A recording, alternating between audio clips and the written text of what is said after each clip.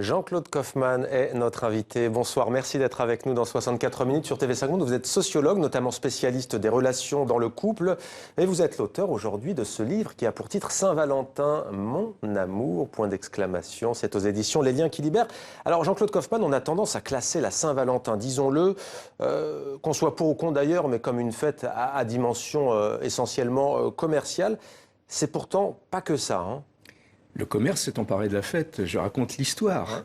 C'est au milieu du 19e siècle, quand une carte postale, parce qu'il y a la période des cartes postales, c'est passé par l'Angleterre, la période poétique de la Saint-Valentin, qu'on a écrit, on déclamait des poèmes, puis on les a écrits sur des petits mots qui sont devenus des cartes postales, une qui arrive aux États-Unis, et là c'est l'explosion.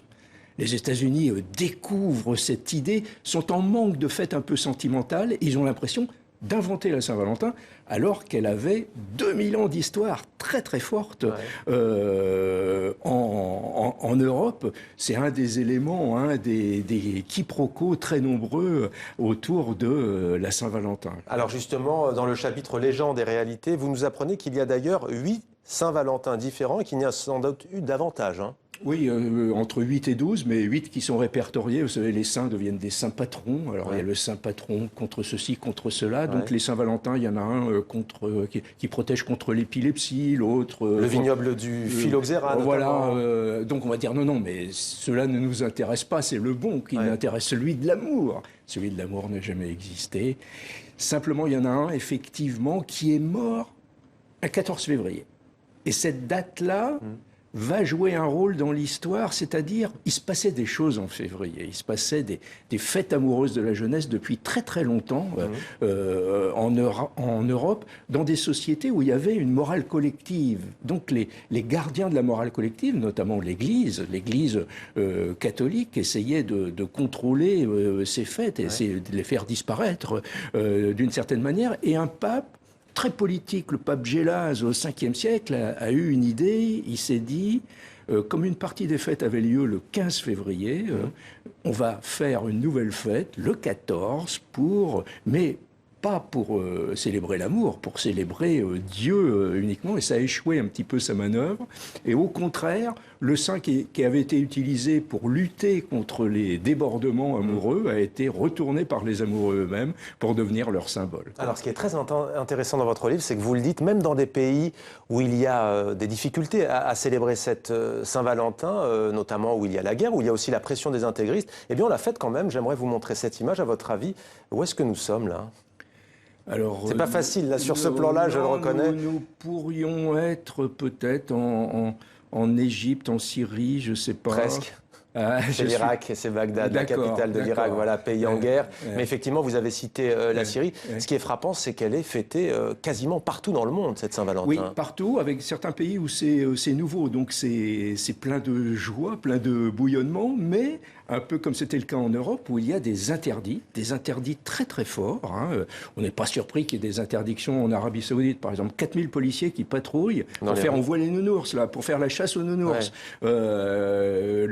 Le 14 février, mais aussi, par exemple, en Iran, c'est plus surprenant, parce que depuis quelques années, l'Iran s'est un petit peu ouvert, mais l'interdiction de la Saint-Valentin, le 14 février, reste très, très fort. Alors voilà donc pour cette image d'actualité et ce clin d'œil, belle image donc de Bagdad en Irak, pays en souffrance. Dans ce livre, revenons à votre ouvrage, vous remontez le temps jusqu'à ces fêtes très païennes. Est-ce que vous pouvez nous en dire plus, où les hommes déferlaient sur les villages pour capturer des femmes ? Oui, c'est-à-dire l'origine de la Saint-Valentin, c'est pas le saint lui-même. C'est des fêtes amoureuses dans les villages depuis beaucoup plus longtemps, depuis 3000 ans sans doute. Et avant la Saint-Valentin, il y avait ces fêtes de l'ours. Les fêtes de l'ours, alors l'ours, faudrait parler de l'ours. C'était le roi des animaux avant qu'il soit détrôné par le lion.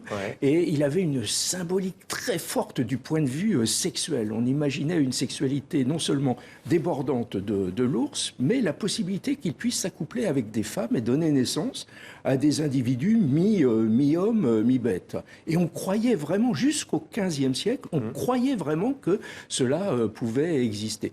D'où une lutte contre l'ours. Hein. Là encore, l'Église, on a organisé des battues pour tuer cet animal. Et surtout, on a intervenu contre cette image. On l'a ridiculisé. On l'a promené dans les foires où il faisait des pitreries.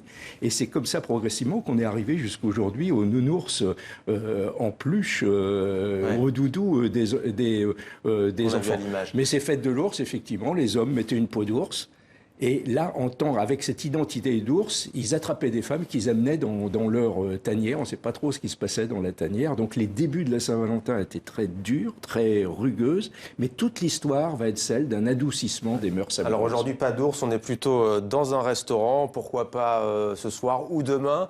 Et il y a les cadeaux. Quel rôle joue cette fête dans le couple? Vous qui êtes un spécialiste d'un point de vue sociologique des relations dans le couple. Oui, alors là, c'est très important parce qu'aujourd'hui, dès qu'on emploie le mot Saint-Valentin, il y a comme une réaction un petit peu de distance de rejet. Oh non, la Saint-Valentin, d'abord, il n'y a rien à en dire. Et puis, c'est vécu un peu comme une obligation, une contrainte, surtout de la part des hommes, quoi.